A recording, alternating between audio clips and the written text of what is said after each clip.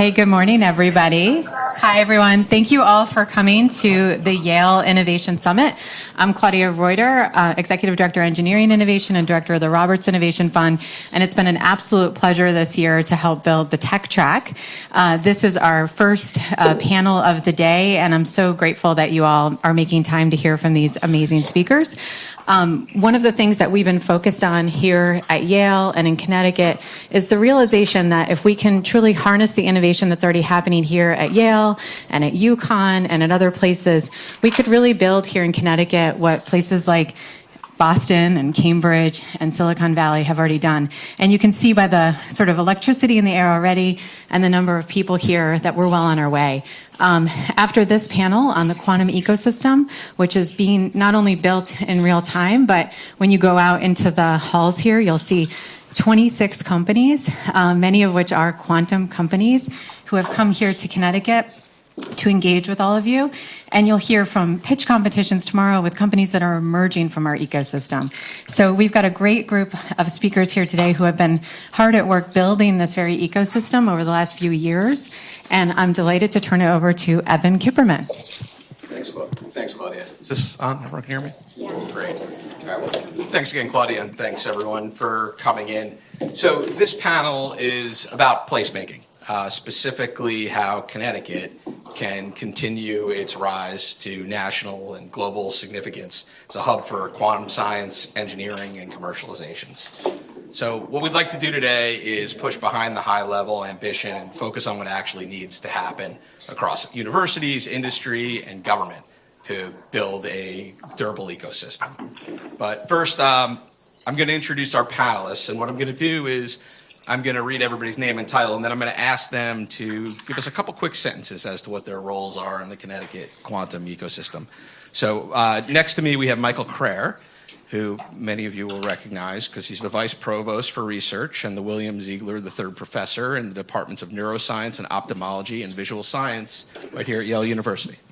Thanks, Evan. And let me add to Evan's welcome. Great to see you here. Great to see the crowd that's already forming this morning. As Vice Provost for Research, I'm responsible for developing, supporting, sustaining, and advancing the research ecosystem at Yale. And part of that support and advancement is the ecosystem, broadly speaking, in Connecticut for technology. And so quantum technologies are a focus for the university to invest, and collaborating with University of Connecticut and other state partners in developing a quantum ecosystem is part of our strategy for supporting sciences and engineering at Yale. Thanks, Michael. Next, we have Pamir Alpai, who's the Interim Provost and Executive Vice President for Academic Affairs at the University of Connecticut. Do you want to take Christine's mic? Okay. Good morning. First of all, I'd like to start by congratulating our Yale colleagues in putting together this event year in and year out. It's turning into a premier event for the state as well as for the Northeast. It's my fourth time in a row to be here, so congratulations for all the hard work, but the engagement with innovation and entrepreneurship ecosystem. I'm the interim provost for the University of Connecticut. Up until 7 months ago, I held a similar role to Mike Crair, overseeing the research enterprise of the university. Currently, I'm looking over the academic units as well as centers and institutes across the University of Connecticut. Then I'd like to welcome Christine Broadridge, who's the Executive Director for Research and Innovation at Southern Connecticut State University. Good morning. I'm thrilled to be here today. As mentioned, I'm a professor of physics at Southern Connecticut State University, which is about 5 minutes from here. We're members of the Connecticut State College and University system. I'm pleased to also have a research appointment in applied physics at Yale and the Institute of Material Science at University of Connecticut. I'm here today as a member of the Quantum CT leadership team. I've been a member and have joined Mike and Pamir for a number of years, and I'm deeply committed to evidence-based and inclusive workforce development that's really about working with industry. And so I hope I have a chance to talk with you more about that today. Wonderful. And then next we have Allison Schwartz, who's the Senior Vice President of Global Government Relations and Public Affairs with D-Wave. Thank you so much for having me. First of all, I would like to thank Yale Ventures for having us and hosting this a wonderful conversation. As I was introduced, I am the Senior Vice President for Global Government Relations for a quantum computing company called D-Wave. We are very excited that we closed an acquisition for Quantum Circuits, Inc. that came out of Yale. And so we have many members of our New Haven team who are here today, and we are excited to kind of grow the quantum ecosystem here, work with universities, find the talent. Great. And then last but not least, all the way at the end, we have Vivek Ramakrishnan, the interim head of Quantum CT and the Senior Director of Technology and Deployment there as well. Good morning, and thanks to Claudia. She did an amazing job getting everybody together. So thanks, Claudia, and nice to see all of you. So my job is to basically facilitate interactions between the academics and startup companies. We believe as quantum gets closer and closer to commercialization, there has to be academics and industry working together. So my job is to facilitate that interaction. Thank you. All right, thanks everyone. So we want to save some time for Q&A at the end, but there's some questions where I want to get an answer from every one of our panelists. And the first one, I'm going to start with Mike. If we're sitting here in the year 2030 and Connecticut is a top-tier quantum hub, what had to happen? And how far off are we today? So I think we are a top-tier quantum hub now.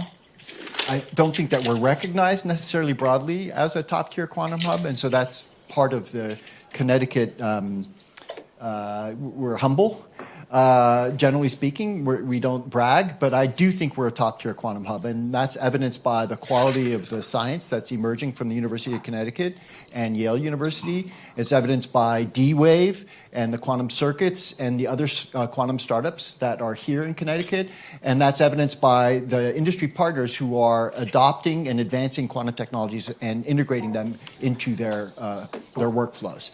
So what I hope will happen by 2030 is that when people think about quantum and an idea in the quantum technology space and they want to launch a startup or find somebody to help them execute on a new idea, their first thought will be, let's come to Connecticut and let's work with Quantum CT and the academic and industry partners in Connecticut to advance their ideas. So that's, you want Connecticut to be first off the tongue when people think about quantum technologies and advancing quantum technologies for their commercial purposes. That's great. Let's keep going down the line with Pamir. Mike beautifully said. What I want to add to that is that when in 2030, when people talk about what's happening in Connecticut, want them to think about that there were several technologies that were developed here in the state that are deployed across our sectors, like the defense sector, like the financial technology sector, the insurance sectors, as well as health and life science sectors. So applications-driven quantum technologies deployed for the greater good in 4 years. That's something that I would add. Just so well said, and I would just say that we need a bigger room. We do one today. Look at the excitement. But I think in 2030, we're going to need a whole auditorium, really, to be inclusive, right? I think that's what it's about. And as my two colleagues have said, we think of Connecticut as being a leader nationally, internationally in quantum, broadly, not just quantum computing, quantum technologies, and also that we're inclusive in terms of the residents of Connecticut, which I think we can really set the stage and set an example for others around the country on how to do that. I'd like to echo what Michael said, is I think we're already here, but it is the very beginnings of this point. I think by 2030, the issue is not, oh, where is quantum? It's I need emerging technology solutions. Let's pick up the phone and call somebody in Connecticut. And that's where we have to work between now and then, is understanding what are those use cases, developing those applications so the technology becomes something everybody has to have.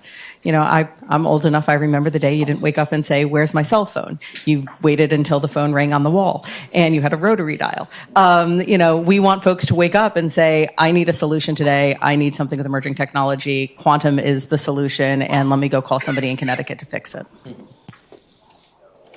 So the way I think about it is maybe we'll have another QCI. Rob is already here. So hopefully by 2030, we'll have 3 or 4 QCIs coming from the Connecticut ecosystem. So that'll be my benchmark. Okay. So to Christine's point, I think there is an overflow room for people standing. Is it room 2400? Okay. Well, no, because we're in 40. Since then, the research. Oh, I thought there was. Okay, I thought I saw it on the agenda, but people are welcome to stand. 4,400. Okay. 2,400. Okay. People are welcome to stand. We're welcome to go take a seat and watch on video.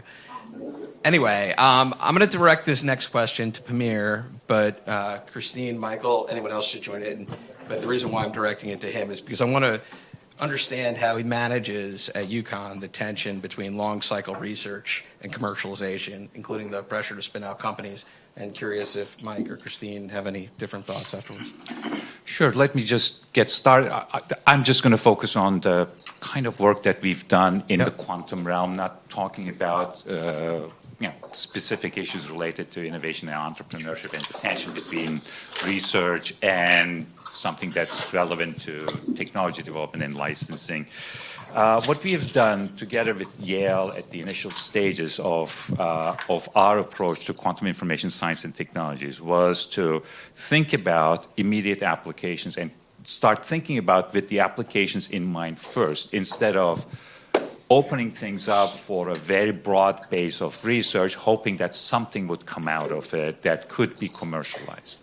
And that requires conversations that are slightly different from basic research when you're talking with our faculty colleagues and their students who are going to get the job done. So from the get-go, what we have thought with Michael was, these are the broad applications that we want to think about in different sectors, and how would we go about engaging our faculty, excite them about this, and potentially talk to end users who might license those technologies as well. So it was an applications, a product, a concept, end product-driven approach that helped us, especially when we were getting ready for the Regional Innovation Engine application that the NSF was putting forward at that time. So use inspired research, applications in mind, and then engaging the faculty. Not everybody would be interested in that kind of research, that's fine, but with the approach that we had, we would engage the people who would be excited about turning their ideas into concepts that can be used in applications or towards a startup or towards licensing. I'm just going to put my faculty hat on for a moment and just say that I think the magic is really happening by bringing people together, and that's what an engine is about. Right? Bringing the faculty together, as Pamir has said, with applications in mind. Physics, engineering, that's my background, but really starting to think of quantum technologies more broadly. And so getting the faculty together with industry to think of ideas, right? And so Yale Ventures is doing an awesome job of this. UConn Tech Services at Southern Connecticut State University, we've started the iHub, which is again about thinking about innovation, entrepreneurship, getting faculty to think about this, and also getting students too, right? We've got to start early with folks thinking about where quantum technologies, emerging technologies overall, can make a difference in their lives. Obviously the technologies which are emerging today have decades-long history. You can just look at quantum computing, right? The Nobel Prize just awarded this past year for QEC, the circuit quantum, the development of the circuit quantum systems. That's a 40-year-old discovery from the mid-1980s, but it's only now becoming effective in building scalable quantum computers. So at the university, we invest in people and in their ideas. We don't know whether they're going to have applications, but those are decades-long investments with the partnership with the federal government, and that's fine because that's part of discovery and advancement of the sort of knowledge. But for quantum CT and for tech transfer, there's two specific approaches. One is partnering with our industry partners like Raytheon and Electric Boat and the biotech companies, Boehringer Ingelheim, Pfizer, the insurance and finance companies like Hartford and Travelers, to identify what their needs are and match them with our faculty who are interested in solving the problems for the industry. So that's a very short timeline. Within a year or a few years, we hope to be able to have our faculty solve problems for industry partners. And we welcome those discussions. We promote and facilitate those discussions. And then you want to take as many shots on goal as you can with startup companies. You want as many startup companies as you can emerging, coming to Connecticut, or from our faculty and students thinking about an idea that they think has commercial viability. Take a shot on goal, and we'll help them with that. We'll help them with their business model, perhaps with a little bit of seed funding for the startup. And some of those shots on goal are going to become billion-dollar hits. Many of them are going to fail. That's okay. We want as many of those shots on goal to occur right here in Connecticut.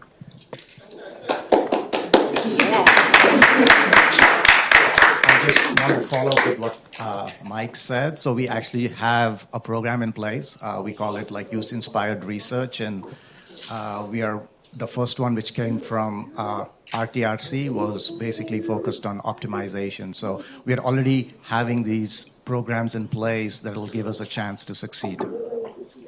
I'd love to just add in, where folks, I think, get it wrong and where Connecticut's getting it right. Where folks get it wrong is they say, I need to look at this technology, and they think about it in a silo.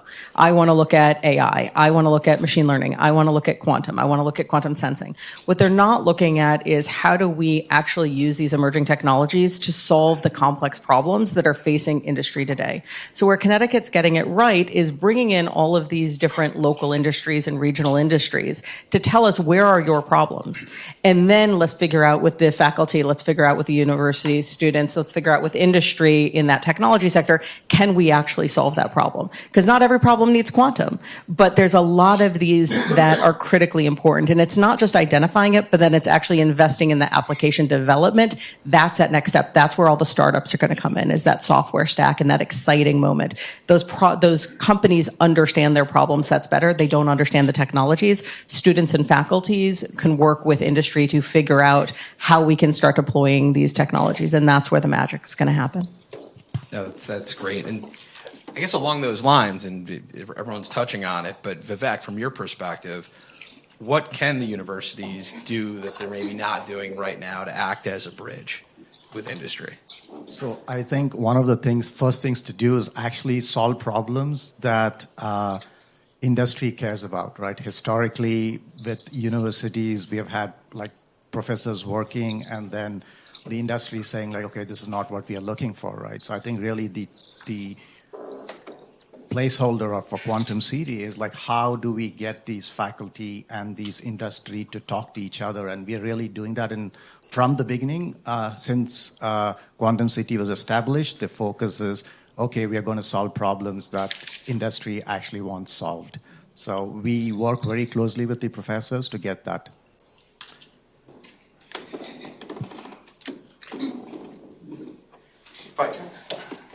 If I may add something to this.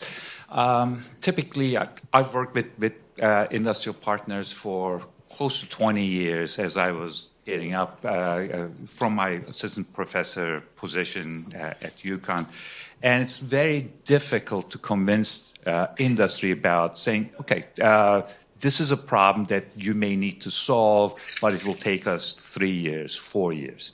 And typically, companies want to show immediate success, and you look at the half-life of a CEO, CTO across all the companies that we're engaging with, it's 3 to 4 years essentially, right? So they never want to talk about something that's 5 years down the road. Quantum technologies and AI have disrupted that completely. Right now, that's where Quantum CT comes in, and the concepts that we're working on comes in. Things that we can develop right now would be of immediate use to them within a year, within 2 years. So I think that's where the sweet spot is. When we talk to companies about this, we ask them about, what is the concepts that you're working on, and tell us what the timeline is. And a lot of times that overlaps with what we want to do in research as well. So these disruptive technologies have completely changed the landscape, the interactions between the universities and companies, because there's so much happening for which they don't have the R&D that our institutions have. That's really well said, Pamir. I think there's a perception perhaps that academics are not interested in the problems that companies have, and I think we've proven that not to be true. Of course, we don't force our faculty colleagues to work with industry. It's their choice if they want to. But when we present our industry colleagues to our faculty and they describe their problems, there's overwhelming response from faculty saying, I didn't know that was a problem. That's interesting. Let me help you solve that. So they're embracing the challenge of working with industry to solve their problems. That's it's fun for them. It's interesting and productive for them. And so I've found there to be an overwhelming response from faculty. Not all, but that's okay. They don't all have to work on industry problems, but they often want to complement the other work that they're doing in their labs with industry engagement. And so I think it's a great way to build those connections and to advance the quantum technology ecosystem by just matchmaking essentially between our industry colleagues and faculty. And it's been a productive approach. Christine, you look like you want to say something. Yeah, just another piece of this. We hear consistently from industry that they're concerned about the workforce, right? The individuals that are going to come out at all different levels. So the perception, of course, that we need PhDs. I have a PhD. Of course, I like that idea. But what we're hearing from industry is we need folks at all different levels, from technician level, which is extremely important right now, to folks that aren't even on the STEM side, right? They're not technologists. So I think a place that university really needs to play a role is working closely with industry. And this is something that we haven't done in the past, to co-design, that's the idea, curriculum. And this is happening more and more at all different levels. Again, so for those that don't even necessarily get a college degree, or if you're thinking about people that are already in industry in different areas that can retool, upskill, learn more about what industry needs currently. So that's another area where I really think that we need to work very closely together. I think one area that's really important to note is that for industry specifically, the budgets and the funding for innovation and trial and error is making it smaller and smaller. So they have to work with universities, and that's where Quantum CT can actually come in. That you used to have 3 or 4 people within a large company that was all looking at innovation and how they can bring it in. You're lucky if that's half of one person's job. So partnering with organizations like Quantum CT that brings together the other industry, that brings together the faculty, that can prove out the proofs of concepts, the ROI, that then that innovation person, the CTO or CIO, can take it in and say, we actually, if we deploy this, we're going to be able to save money, rather than just testing out a theory. And not all these theories are going to be accurate.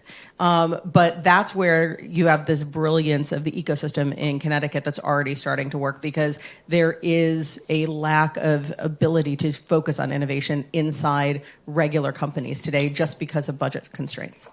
Yeah, no, that's great. Sticking with you, Allison. So D-Wave's actually selling quantum computing today.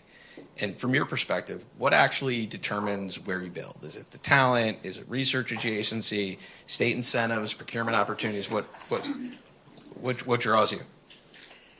So I guess to start with, Christine, I think talent is the most important thing.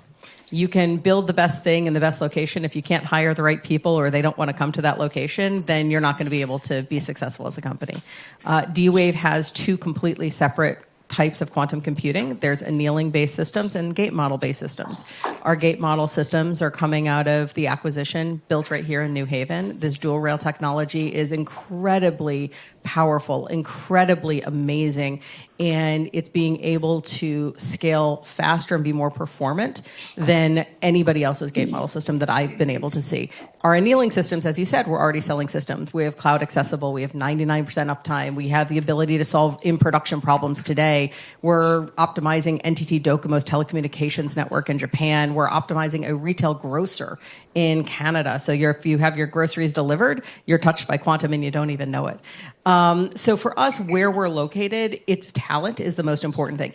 Then it's the infrastructure around it. And that's where government comes in. I should always talk government first, being a government relations professional, but government comes in second from that perspective, because while our systems are not heavily energy consumable, so we are energy efficient compute, we do need redundant power. So you do need certain infrastructure around it, and building sizes and things like that, to help with the capacity of the system. So working with government and working with a like-minded local government who wants to help with innovation is important, but the partnership with the local talent pool is huge. And as Christine mentioned, we love our PhDs. We have lots of PhDs. I love the fact that they keep putting in patents, and I love the fact that we keep getting more.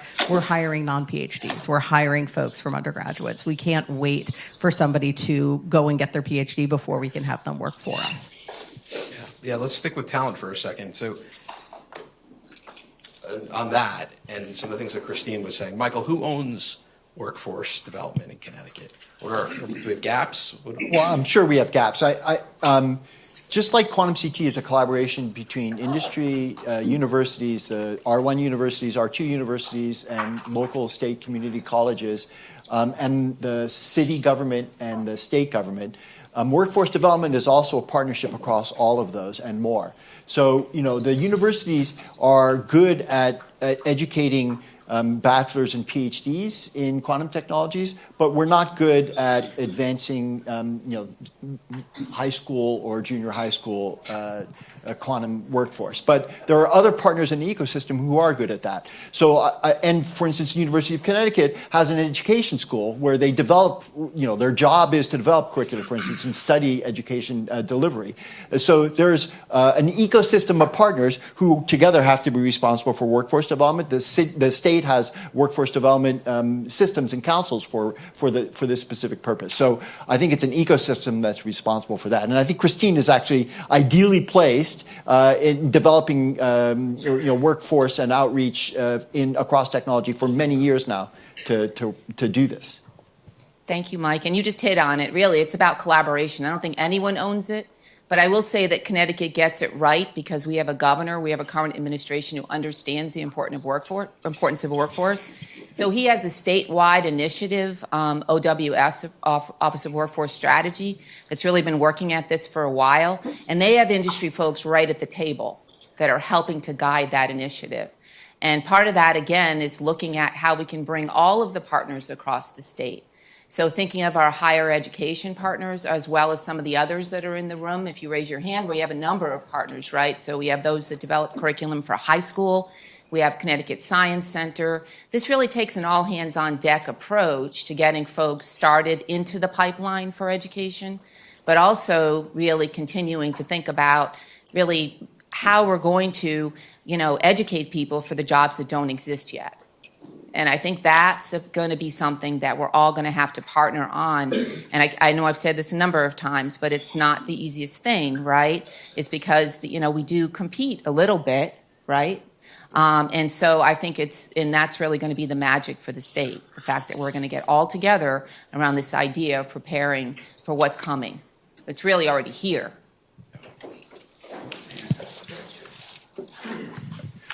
So one of the things that, people should know about Connecticut is that when within a 90-mile radius, right, from Stamford to Groton, actually, that's the 90-mile radius, the population of higher education institutions is second to none in the union, right? So we produce the number one highly educated population in the U.S.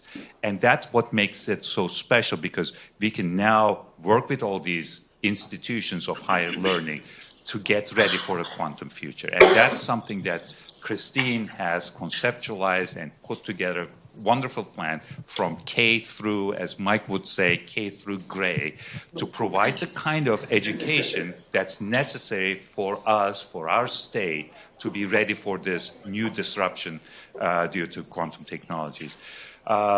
Christine has put together a wonderful education plan that has multiple entry and exit points through from K to gray, making use of all the institutions that are here in the state and building those collaborations. That's what makes it so special because we are already starting from a much higher point than any other state in the country. Vivek? I just want to add that we shouldn't forget the trades as well. So I was talking to a dilution refrigeration company, right, and just discussing and one of the things that the CEO told me was that soldering, putting all of that stuff together is actually extremely difficult, right? So one of the things we'll be doing through Quantum CT is also focusing on the trades training. Everybody doesn't have to have a PhD. We can have people from the trades who will help build manufacturing as well. So, sorry, Peter. before we move on from this, I think this is a very important topic. There's a reason why we picked 101 College as the place for our quantum incubator compute facilities. It's right across Goodwin College. And that's intentional. So this all sounds fantastic, the talent base and the R&D and everything that we're building up. That clearly puts a target on Connecticut's back as well. So what are we doing to ward off recruiters, people coming in and taking people away and keeping people here? Vivek?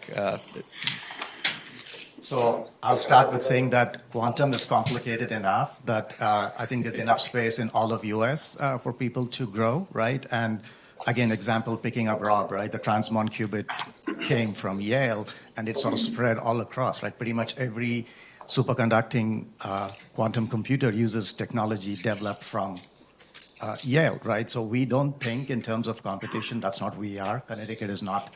We're not like that, right? We are open, right?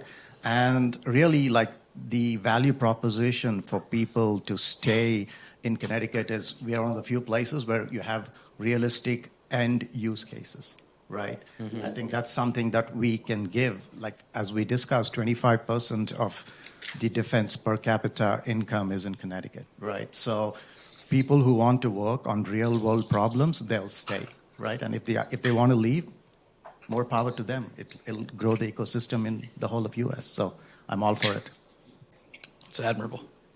But, Amir, what other ecosystems do you see? Do you identify as leaders in the quantum space? And what are the things that they bring to the table versus what does Connecticut bring to the table?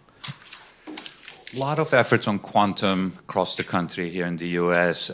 There's obviously the Illinois ecosystem with the University of Chicago and Argonne National Labs taking the lead. Colorado and New Mexico collaboration between those states is making use of the national labs again in Albuquerque, around Albuquerque. That's Sandia and the Los Alamos National Labs. Maryland is becoming a player through IonQ and the state investments. Our perspective on this is that the more we do on quantum technologies, the better. Every ecosystem brings something else to the table. When you look at the ecosystems that exist elsewhere, it's mostly related to government type of research with the DOE national labs or NSA or NASA engaged in it. What we think of ourselves is that we're working with the end users, with private entities, end users here that will deploy quantum technologies. So I think that's what makes this our engine special. It's the sectors that we're working with. We have many customers. It's not just the U.S. government that we're working with. I was just going to reinforce that idea that we have those industries, the impact on the national, if not international GDP, with advanced manufacturing, with pharmaceuticals, with finance. We're number one in finance, right, in the U.S. With that, and insurance as well, right? So we have those industries in the state that stand to benefit from quantum, right? And that's not tomorrow. They're already thinking about it. They're already working with us. So I would say our competitors, yes, they're doing great things. But as Premier points out, it's all about, national competitiveness. We want the U.S. to do well. But I would say Connecticut plays an extremely important role with the individuals that we have, that we train within our state, that impact our state, but also impact the nation. I want to add, D-Wave is also in Florida. And one of the things that was really attractive for Florida was the creation of the Florida Alliance for Quantum Technologies, where they have 15 universities all working together. And there is one university that procured one of our systems in order to provide access to all of those universities. They're in the start of that process. Connecticut already has that. Connecticut already has the ecosystem working together. They're already bringing folks together. It's not just focusing on hardware. If you look at what's happening in Chicago, Colorado, New Mexico, and you map out the quantum ecosystem, they almost overlap each other, probably 90%. of its hardware. It's a specific kind of hardware. It's a specific focus. It is a specific government customer, whereas Connecticut has taken a different approach. Florida is starting and is excited to do that, but Connecticut's already there. So I'd like to elaborate, please. There are 4 pillars to our approach to promoting a quantum technology ecosystem. And this is drawing on NSF's roadmap for engine ecosystem building. The first is use-inspired research. That is, getting together with our corporate partners and marrying them with faculty with ideas that might solve their problems. The second is startup ecosystem. So this is accelerators and incubators for startup companies, either from our own academic labs or pulling them to Connecticut. The third is workforce development, making sure that we have the technicians and the PhDs and the bachelors to fill the jobs that our commercial partners need. And the fourth is community engagement, making sure that all of the communities in Connecticut feel like they're part of an ecosystem and broadening of quantum CT. Those 4 elements, I think, are pretty unique to Connecticut, and I give great credit to the state for promoting and encouraging and investing in those 4 pillars with Dan O'Keefe, who is our partner in the building of quantum CT. We have great commercial partners who are first developers and first implementers of quantum technologies in defense and finance and biotechnology. And we have a robust innovation ecosystem with startup companies that are emerging, and we want to keep them right here in Connecticut. So we have those 4 pillars with applications right now, right here in Connecticut, and those 4 pillars don't exist in other parts of the country together. That's great. Getting back to the theme of the role of the educational institutions, because it seems like they are very much at the focus of this. Christine, are students coming into school wanting to study quantum, or are you still building demand for these programs? Well, definitely still building demand. I mean, I would say that folks are coming in, right? Those are specialized in physics, more curious. But I think for the average student, they still just don't understand, right? The power of quantum technology. They still see it as something that's kind of exciting. They've seen it in a movie, right? But they don't understand how it's already impacting their lives. So even for them to understand that quantum 1.0 is already impacting them and they're using it every day, to the fact that they're, how much it's going to transform them for the future. So the answer currently is no, we're not seeing enough, but I would say the very positive piece, and again, connecting this with Quantum CT's thoughts on this, right, is that Premier mentioned we have a number of different programs. So one of those is with Q Foundation, which is really about building that excitement around quantum, and that's working with, again, partners. So the Connecticut Science Center I mentioned is one. There's a variety of others that are about getting it into the community for people to know, like, really, how is that going to impact me? So, people now are really thinking about careers that are going to be transformative. They're thinking about careers that are going to help them economically, but they also want to know where the applications are going to be. So that's a piece of this that we all need to work on, is like, what's the end goal, right? So with AI right now is that ChatGPT moment where all of us realize that we can use it for this. We haven't gotten to that with quantum. That's coming, right? And that, to your point, is the piece that we have to answer to this, is what are we using quantum for? But that's the piece that I think we really need to get into the education system. And that's where my role in this is somewhat using use-inspired research in education, because part of what we do too often is we spend too much time on the theory and like, what is quantum? And their eyes are glazing over, right? Because we're trying to explain the physics. I'm looking at some of you that I've tried, right? So let's get to why should you care? Let's talk about some of the applications, right? Let's talk about MRI, advanced MRI, cancer detection, something that's going to impact your life. And that's some of what we're doing with Q Foundations.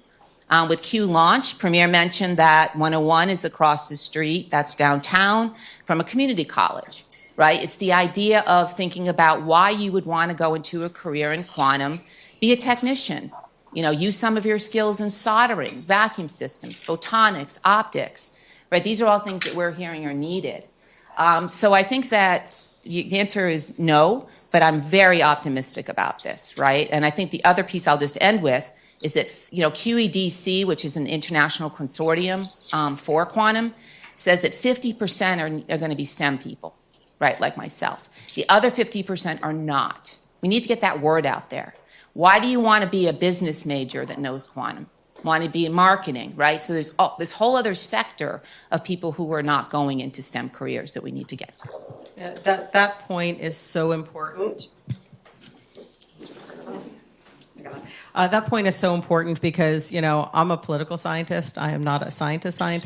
We have folks in marketing, we have legal, we have finance. We're building businesses. We're not just building technology. But it's interesting. 5.5 years ago when I started at D-Wave, I talked with a academic institution, did not happen to be in Connecticut, and we were doing a hackathon. And I said, I want to make sure you have your business optimization folks at the table, to which the business school said, no, it's quantum, go talk to physics. And that's the problem. We need to break down those silos. If you're learning how to do an algorithm development, you need to have a quantum coding class. It's not about quantum for the sake of quantum. It is, how is this technology going to be used as a tool? How to understand the problem set that industry brings and identify, nope, that's not a problem for quantum. Yep, that is a problem for quantum. That's part of that problem can be used with a hybrid solver.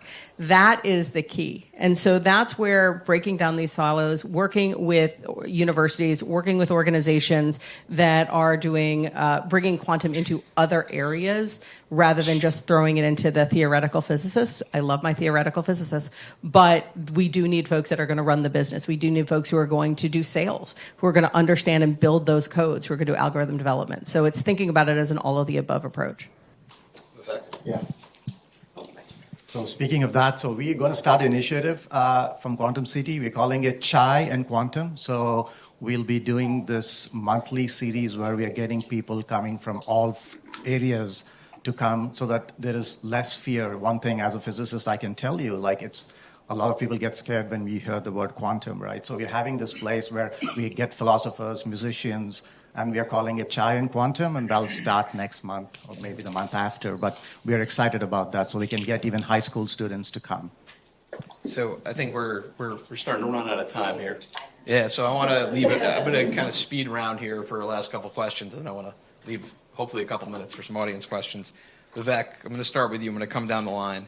What 1 to 2 things over the next 12 months would materially accelerate the ecosystem here? So I think 2 things. The first is our use-inspired research and Alliance for Innovation, right? The use-inspired research is basically taking industry problems, developing it, and building out the whole use cases that is actually useful for the industry, right? And then we have the Alliance for Innovation as well, which we think getting industry partners to come together and sort of give us input on how to think about this whole quantum ecosystem. So that's one. The second one would be having an incubator so that companies from Yale and UConn and the state of Connecticut can come and sort of work, meet people who have the same kind of thinking, and then develop it from there. So those 2 things is what I think will change the ecosystem.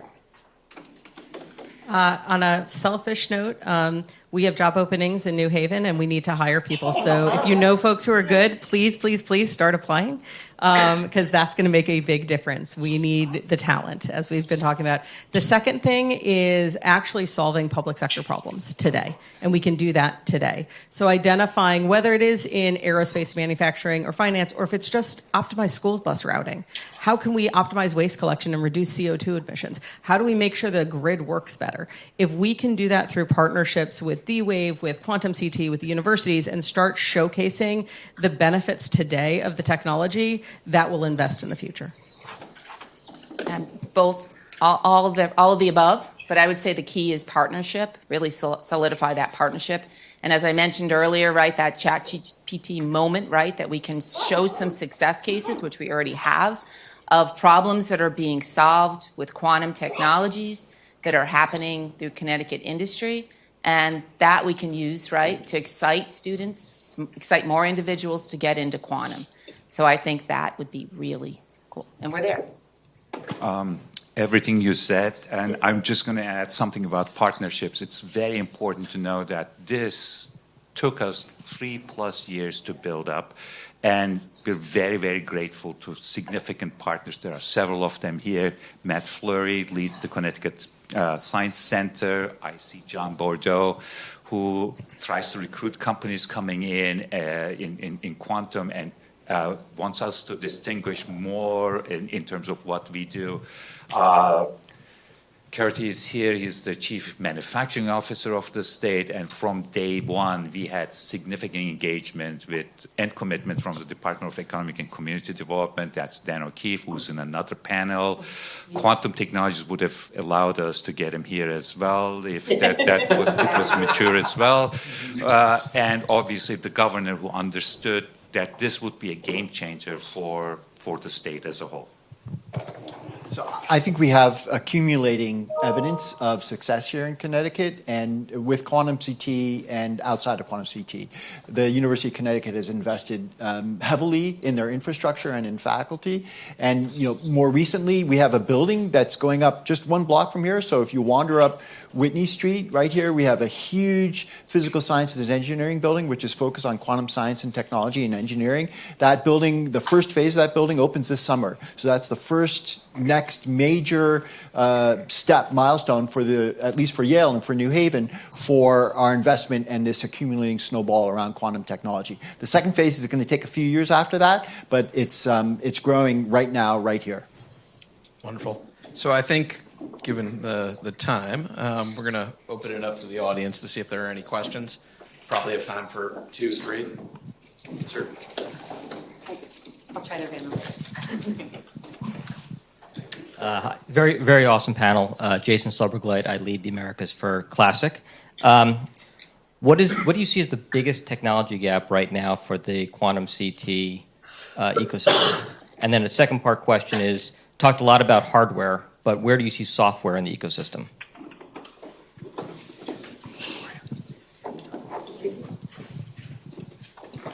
So let's answer the second question, right? Yes, as you know, like the software stack is very fragmented, right? Like the way you come from IBM, so I can sort of mention you there as well, right? Historically, it was like, okay, we'll basically try to control the whole vertical stack, right? And I don't think that's going to happen in quantum, right? We think that software is going to be fragmented, and we like to work with like different companies to make it work, right? So that's sort of like, and what was your first question? I forget.